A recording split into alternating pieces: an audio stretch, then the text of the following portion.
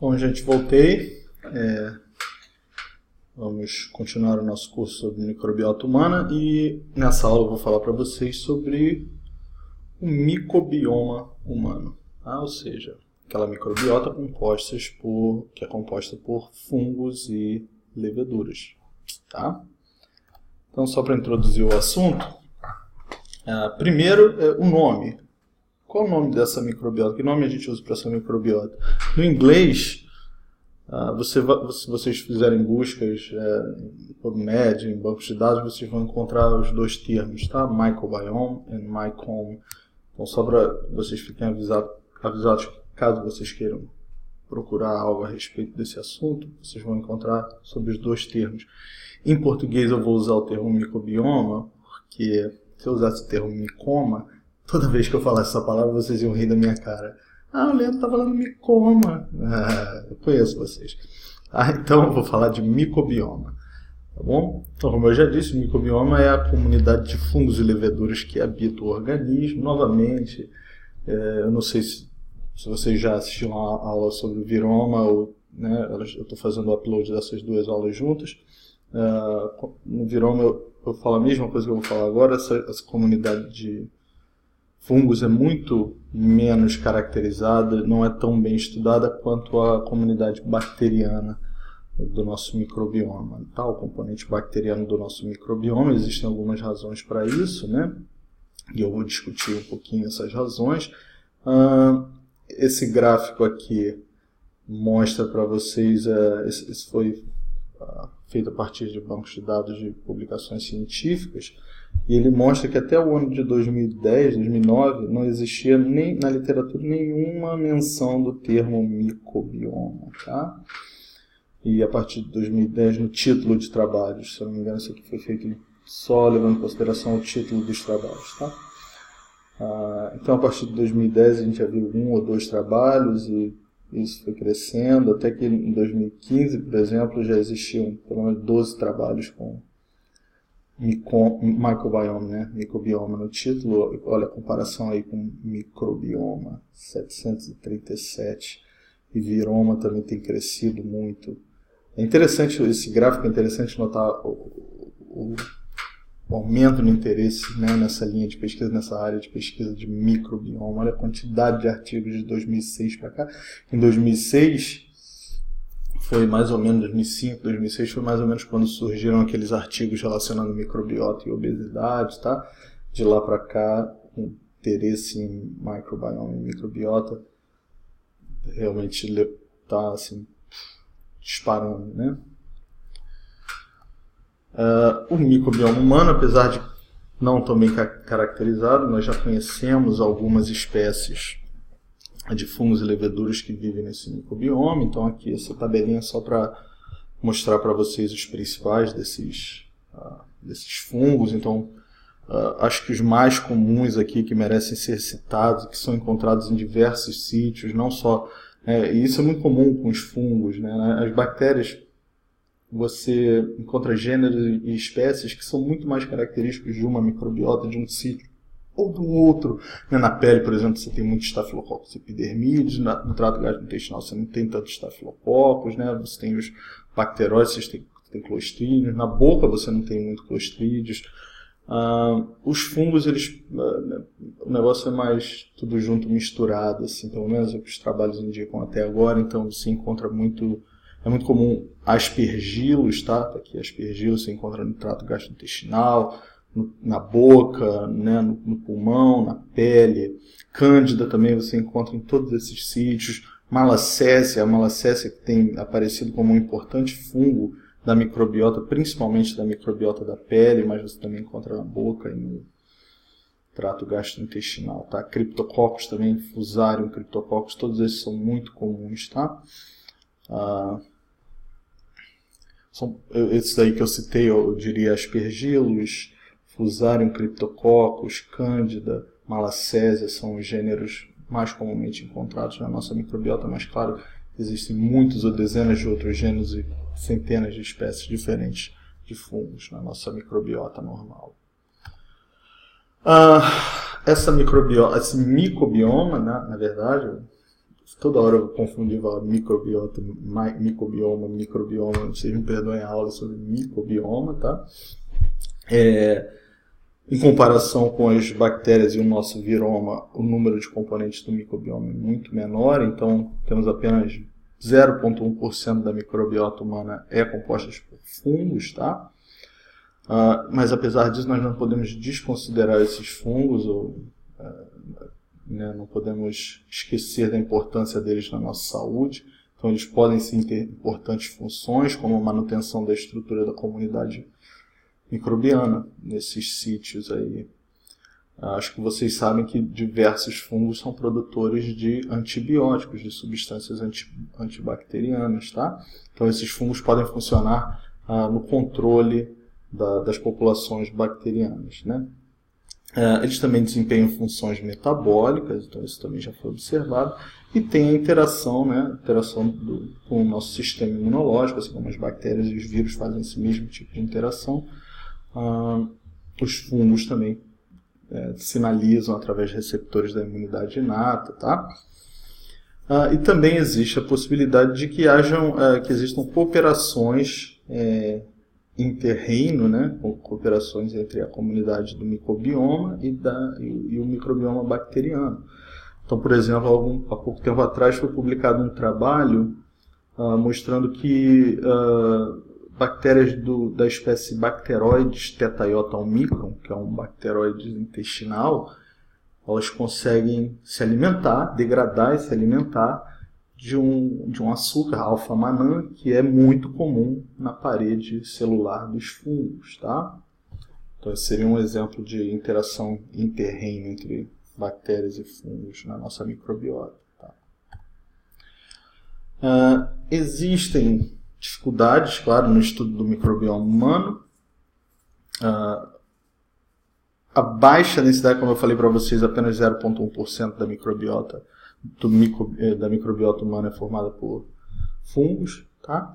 Então existe uma baixa densidade celular em muitos sítios do organismo em relação a esses fungos, tá? Principalmente o trato gastrointestinal, que é dominado por bactérias. Então é difícil, esse microbioma se torna um microbioma raro, então é difícil trabalhar com esse material, tá? Existe o problema da contaminação das suas amostras com células do hospedeiro, tá? Que podem interferir em reações de amplificação. Então, lembrando que fungos são eucariotas também, como as nossas células. E a extração do material genético dos fungos é bem mais complicada, devido à parede espessa desses fungos. Às vezes a dificuldade de enlisar as células desses fungos acaba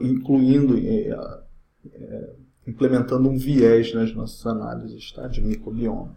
Mas são algumas dificuldades técnicas. Uma outra dificuldade técnica importante para bactérias nós usamos o gene 16S, né, para inferir identidade aos componentes da microbiota. E no microbioma humano, para fungos, existem marcadores similares, mas não existe ainda um consenso na academia, na literatura, sobre qual é o melhor, e então os bancos de dados acabam ficando incompletos. Os bancos de dados às vezes têm informações sobre um marcador genético e não tem sobre outro, tá? Os que são mais comumente utilizados para análise do microbioma é o subunidade 18S, tá aqui, tá? Essa subunidade 28S aqui também é utilizada, o 18S é muito mais comumente utilizado, e essas ITS, tá? Essas ITS também são muito comumente utilizadas, que são essas Internal Transcribed Spacer Regions, que são essas regiões espaçadoras entre esses fragmentos de DNA, que estão aqui, como vocês estão vendo, entre as subunidades do RNA ribossomal.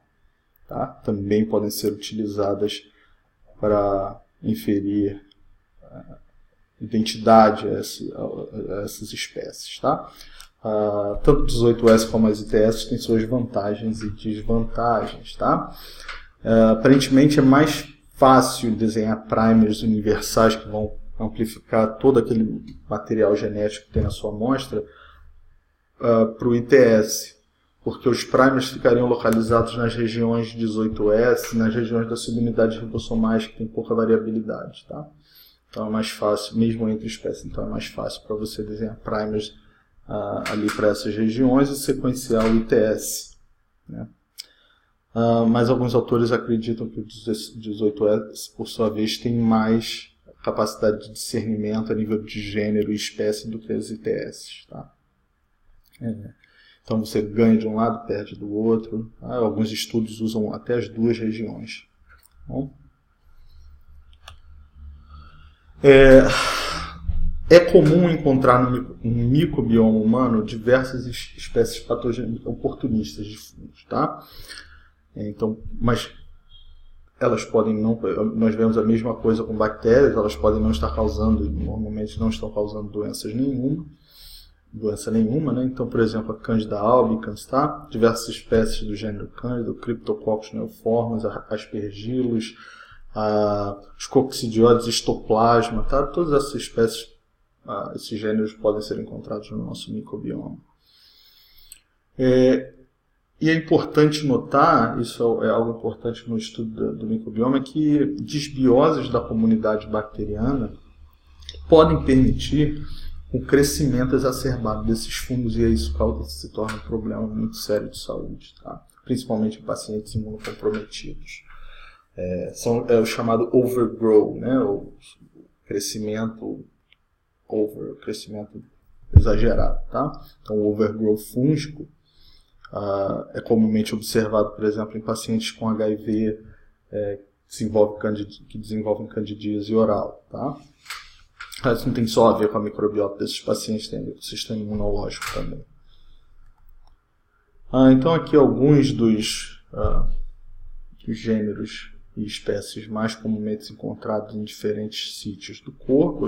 Esse slide está um pouquinho repetitivo, mas eu achei ele mais ilustrativo. Então, por exemplo, na cavidade oral, como eu disse, Aspergillus são comumente encontrados, Cândida também. A grande maioria das pessoas saudáveis carregam Cândida na cavidade oral, tá? Cryptococcus e Fusarium, né? Nos pulmões, eu vou discutir essa história aqui dos pulmões daqui a pouco. A gente encontra Aspergillus e Cândida também, claro, vem da cavidade oral. A mesma coisa para o trato gastrointestinal, Aspergillus, Cândida. Encontramos Cryptococcus, Fusarium, Penicillium, tá? Pneumocystis, que é um fungo muito interessante. Esse Pneumocystis era, se não me engano, até pouco tempo atrás ele era classificado como protozoário e foi reclassificado para o reino fúngico de fungos, né? Esse mucor aqui parece ter um papel importante na obesidade. Então, pessoas obesas em geral têm pouca representação, tem pouco desse mucor, né, desse gênero aí na microbiota, enquanto pessoas magras têm muito mais, né? A gente ainda não sabe ainda qual é a relação de causalidade aí nessa história, tá? E na pele, a pele que é um sítio muito rico e colonizado por fungos, a gente encontra novamente Aspergillus, Cândida, tá? Além de Cryptococcus, Malacésia é muito comum. A Malacésia também é encontrada em outros sítios, apesar de não estar citada aqui, mas na cavidade oral, no trato gastrointestinal também se encontra Malacésia, até a chamada Malacésia fulfo e outras espécies de Malacésia. Microsporum, tá? Trichophyton, né? Que normalmente é associação com os pelos, tá? Eu vou falar um pouquinho do microbioma intestinal, novamente, do microbioma intestinal. O microbioma intestinal, aqui uma ilustração. Esse trabalho aqui, na verdade, investigou a transferência de fungos do microbioma intestinal da mãe para crianças. Tá? Então aqui uma lista bem extensa de diversos gêneros de fungos e levedouras que são encontrados no nosso trato gastrointestinal. Aparentemente, essa transferência se dá de forma vertical da mãe para os filhos, tá? Para o bebê. E claro, esse microbioma parece ter uma função importante no desenvolvimento da saúde das crianças, assim como o microbioma. Tá? E é afetado por diversos fatores, como, por exemplo, a dieta, né? Leite materno, fórmula, o próprio microbioma materno, exposição a antibióticos, tá? Forma de parto, se for parto normal, cesárea, a idade gestacional na hora do nascimento, tudo isso parece afetar o microbioma do trato gastrointestinal dessas crianças, tá? Mas eles, em geral, são parecidos com o microbioma materno. Então, isso aqui eu estava falando agora há pouco sobre fatores que influenciam na composição do microbioma dessas crianças. Então, por exemplo, o modo de parto, vaginal ou por cesárea, tá? A microbiota da mãe, o microbioma da mãe, a dieta, tá? A idade gestacional, tá aqui, exposição a antibióticos, a própria genética do hospedeiro e o próprio microbioma bacteriano, que pode influenciar também a composição do microbioma, tá? E claro, alterações ou chamadas de disbioses ou alterações nesse microbioma têm os seus desfechos, tá? Então está aqui o fungal overgrowth que eu falei para vocês agora há pouco. Normalmente é associado à exposição a drogas antibacterianas, né? Então essas drogas antibacterianas vão depletar a microbiota bacteriana e permitir o crescimento de fungos e leveduras, tá? Principalmente cândida, como eu falei para vocês, tá? Diarreia infantil também é muito comumente causada após o uso de antibióticos, pode ser causada por fungos. Então existe esse trabalho aqui, até recomenda o uso de probióticos. Esse probiótico é bem conhecido, Saccharomyces boulardii, né? Eu já falei também da obesidade, tá? Existem já trabalhos correlacionando o microbioma com a obesidade, principalmente esse gênero aqui, ó, muco, tá? Doenças alérgicas, principalmente asma, né? Doenças respiratórias podem estar relacionadas a disbioses causadas por fungos, aspergilos, aí no caso aparece como um importante agente, né? E as doenças inflamatórias do trato gastrointestinal, né? Que são associadas a uma perda de diversidade no trato, no microbioma, né? Então, o microbioma da pele, vou falar um pouquinho sobre o microbioma da pele, é muito mais estudado do que o microbioma do trato gastrointestinal. Então, o microbioma da pele já existem diversos trabalhos importantes sobre esse sítio, tá? E ele como vocês podem ver aqui, ele é bem Malacésia, tá? Domina o nosso microbioma da pele, bastante comum. Existem sítios, claro, um pouco onde isso pode variar. Então, a presença, por exemplo, de aspergilos, tá? Em sítios como aqui no espaço interdigital do pé, ou nas axilas, né? Que são sítios que são mais úmidos e mais protegidos, a diversidade fúngica é maior, mas na pele exposta, tá? Aqui na palma da mão, no antebraço, tal, isso tudo é dominado por malacésia, né? E disbioses aí nessa microbiota, no microbioma, tá? Estão relacionados ao surgimento de doenças inflamatórias, doenças infecciosas crônicas e doenças inflamatórias, como por exemplo a psoríase, a caspa, a dermatite atópica, o eczema, tá? A dermatite, a pitiríase versicolor, todas essas são doenças com envolvimento de fungos, tá bom? Então, por exemplo, esse trabalho aqui foi um trabalho analisando o microbioma de pacientes com caspa e pacientes saudáveis, tá? Pacientes que não tinham caspa. Então, normalmente a presença de malacésia no couro cabeludo é associada com caspa, tá? Enquanto a presença de criptococcus é associada com couro cabeludo, né, saudável, sem caspa, tá? E esse gênero aqui, a Ascomycota, era encontrado tanto em pacientes com e sem caspa, tá? A malacésia, como eu disse, é extremamente comum na nossa pele.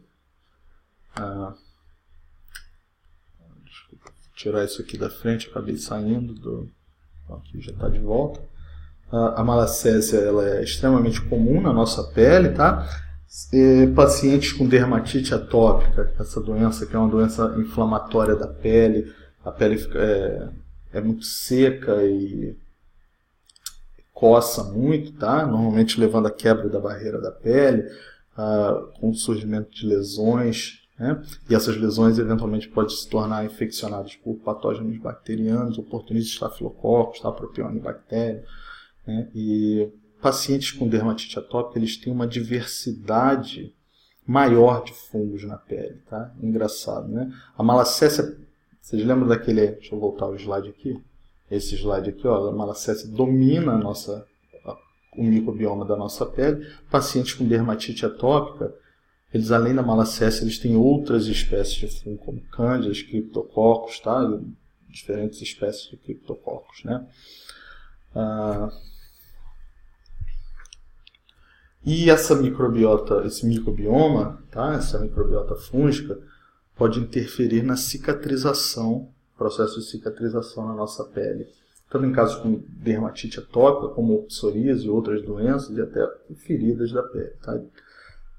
Ou seja, se você tem uma microbiota alterada, não é saudável, ela pode colonizar esses sítios, esses lugares onde a barreira da pele foi rompida, se multiplicar ali, permitir o estabelecimento até de patógenos bacterianos e dificultar em processos de cicatrização. Tá?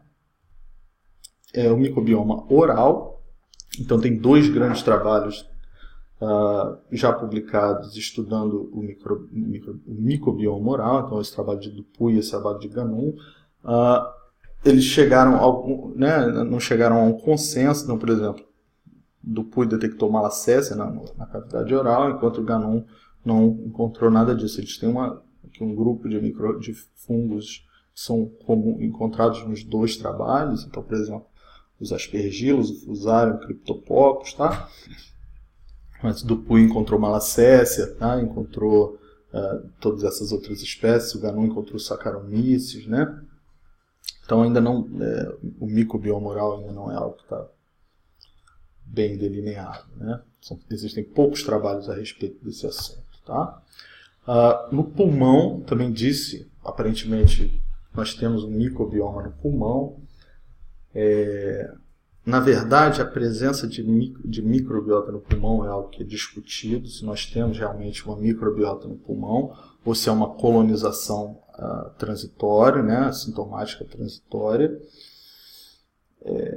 É algo que ainda está aí para ser descoberto, para ser pesquisado, para ser descoberto, confirmado. Não sei se nós realmente temos uma microbiota no pulmão, um microbioma no pulmão. Alguns autores acreditam que sim, que essa comunidade está ali e faz parte, é uma microbiota real, ou se elas simplesmente são micro-organismos que penetram no pulmão pela respiração e o nosso organismo está tentando se livrar deles, né? Em relação aos fungos, já foram encontrados principalmente esses 3 gêneros aqui, tá? De pneumocistes, cândida e aspergilos. Normalmente esses trabalhos são feitos através do chamado lavado broncoalveolar.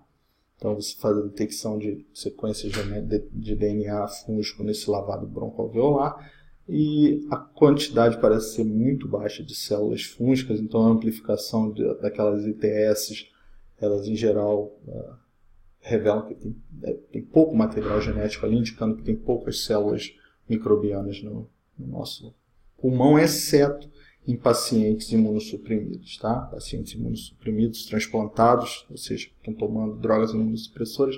Normalmente esses pacientes eles têm uma microbiota pulmonar bastante diversa, tanto em número de espécies quanto em quantidade de micro-organismos, tá? Bom, apesar de ser uma ciência ainda no seu início, tá? O estudo do microbioma, então, como vocês viram lá naquele gráficozinho, todo ano mais e mais artigos citando o microbioma e olhando para o nosso microbioma, mas já existem alguns dados, algumas evidências mostrando que esses fungos e leveduras eles podem participar da nossa fisiologia tanto de uma forma negativa quanto de uma forma positiva, tá? Então, como eu falei para vocês, o chamado overgrowth, né, após a disbiose, principalmente disbiose causada pelo uso excessivo de antibióticos, antibacterianos, ou seja, isso vai destruir a nossa microbiota e permitir que fungos cresçam ali. Afinal de contas, os fungos e as bactérias eles estão na mesma competição. Eu falei sobre isso na aula, né, de microbioma intestinal. Então existe essa competição tanto no nicho ecológico, tanto por sítios de aderência quanto nutrientes. Então os fungos também participam dessa competição. Acredito que em geral eles perdem essa competição. Bactérias conseguem se multiplicar muito mais rapidamente do que os fungos, são muito mais versáteis na sua capacidade de aderência. Então isso talvez explique a baixa quantidade de fungos no nosso trato gastrointestinal, por exemplo. Tá?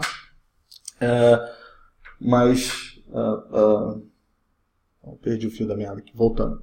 Então, falando sobre aspectos negativos dessa interação entre o microbioma e a nossa saúde. Então, pacientes, por exemplo, com asma, em geral, eles são colonizados por cândida nas vias respiratórias superiores, na cavidade nasal e nas vias respiratórias superiores. Tá?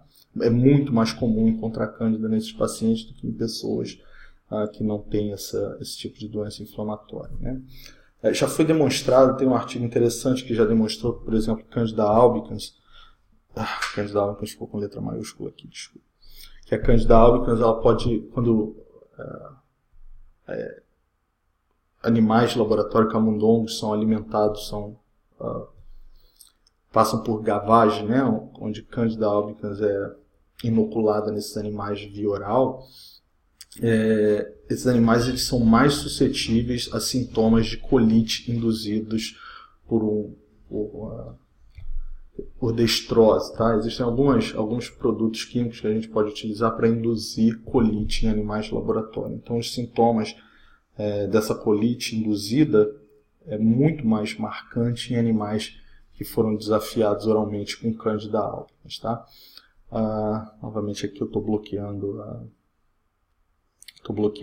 o que está escrito. Está escrito: doença de Crohn é associada ao aparecimento de anticorpos antimicrobiota, inclusive Saccharomyces cerevisiae. Então isso é muito comum também a gente observar que pacientes com doença de Crohn, eles têm esses anticorpos reativos contra componentes da própria microbiota, que não é normal em pacientes saudáveis. Tá?